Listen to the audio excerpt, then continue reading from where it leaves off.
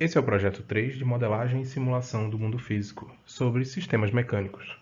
Vamos trabalhar com a mola maluca, ou Slink, que é um brinquedo composto por uma longa mola, muito popular entre crianças de diferentes idades. Nesse vídeo do canal Veritasium, o professor Rod Cross, da Universidade de Sydney, realiza o experimento da queda do brinquedo. Esse experimento desperta a curiosidade porque apresenta alguns comportamentos que parecem desafiar a gravidade. A parte inferior do Slink flutua por alguns instantes e a parte superior da mola cai aparentemente com velocidade constante, contrariando o que seria esperado numa queda livre.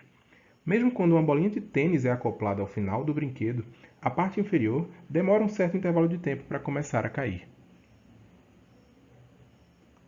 Vamos chamar esse intervalo de tempo de reação. Queremos descobrir com o modelo como esse tempo varia para diferentes massas acopladas no final do brinquedo. Também queremos analisar se a velocidade da parte superior da mola maluca realmente é constante e qual seu valor para diferentes massas acopladas. Para realizar a análise física dessa mola não ideal, que tem massa e elasticidade continuamente distribuídas, é preciso fazer um processo de discretização, que é representar o sistema como uma série de massas conectadas por molas ideais.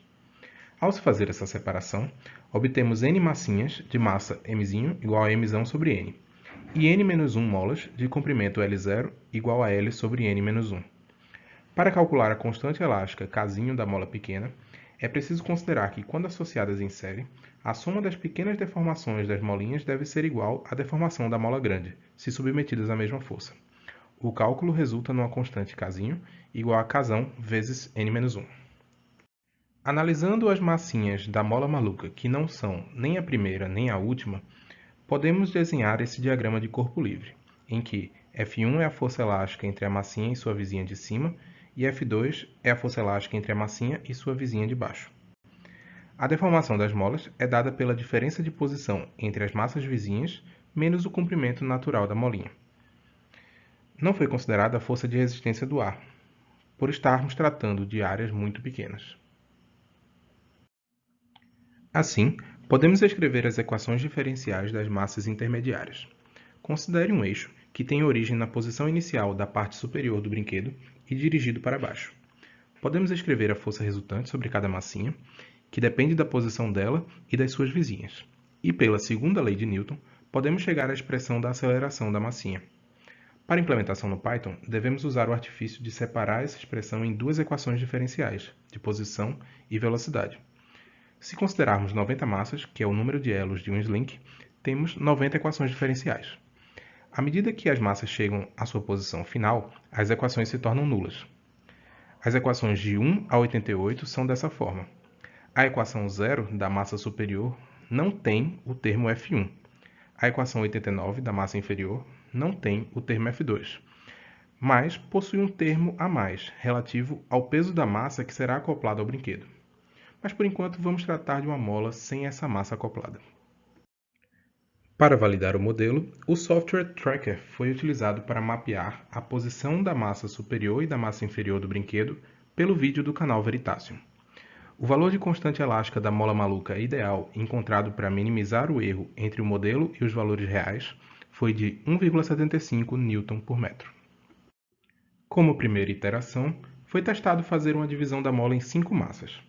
O resultado chega próximo ao esperado, mas ainda não é o ideal.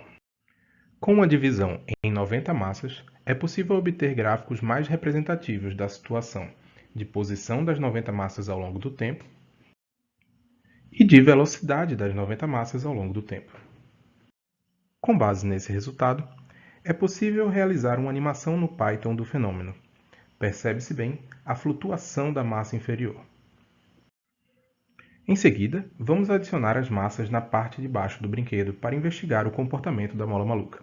Vamos adicionar como exemplo um maço de cigarro de 25 gramas, uma bola de tênis de 50 gramas, um ovo grande de 75 gramas e um bife de 100 gramas. Podemos plotar assim o gráfico da posição da massa inferior ao longo do tempo, para diferentes massas adicionais. Percebe-se que o tempo de reação continua existindo independentemente da massa adicionada e parece ser praticamente o mesmo. Podemos também plotar o gráfico da velocidade da massa superior ao longo do tempo, para diferentes massas adicionais. Percebe-se que realmente a velocidade de queda é praticamente constante, e que a velocidade média aumenta para maiores massas acopladas. Podemos obter, assim, um gráfico conclusivo do tempo de reação da massa inferior por massas acopladas, que é praticamente uma reta horizontal, provando que a parte inferior flutua pelo mesmo tempo independentemente da massa adicionada. Também é possível plotar um gráfico conclusivo da velocidade média da massa superior por massas acopladas, que é linear e crescente, como já observado antes. A simulação no Python prova que, apesar de parecer desafiar a gravidade, a mola maluca está seguindo a mesma física que todos nós. A explicação para esse comportamento aparentemente estranho é que a força elástica sustenta a massa inferior por um período em que ela parece estar flutuando, e que a força elástica também praticamente anula o peso da massa superior, fazendo com que ela caia com velocidade quase constante. Cabe agora às crianças decidir se vão brincar com o Slink ou se divertir simulando sua física no Python. Obrigado!